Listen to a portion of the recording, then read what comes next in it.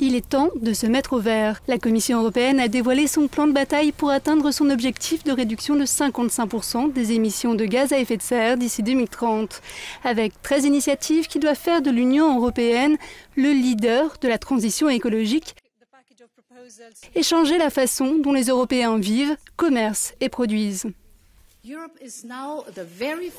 L'Europe est aujourd'hui le tout premier continent à présenter une architecture globale pour répondre à nos ambitions climatiques.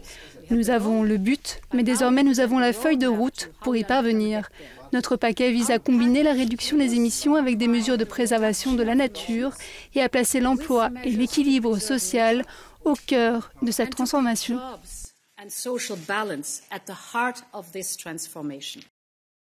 La pièce maîtresse de ce plan, surnommé Fit for 55, c'est la révision du système d'échange de quotas d'émissions.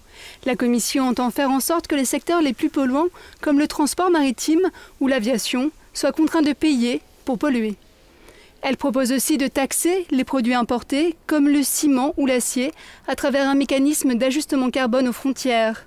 En parallèle, l'exécutif européen incite au développement des énergies renouvelables, telles que l'énergie solaire et éolienne, et à la mobilité verte. Et comme ces mesures pourraient engendrer une hausse des prix de l'énergie, un mécanisme social d'action pour le climat est prévu.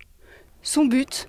Éviter de nouvelles manifestations, car ces législations auront un impact sur les industriels, mais également sur les citoyens.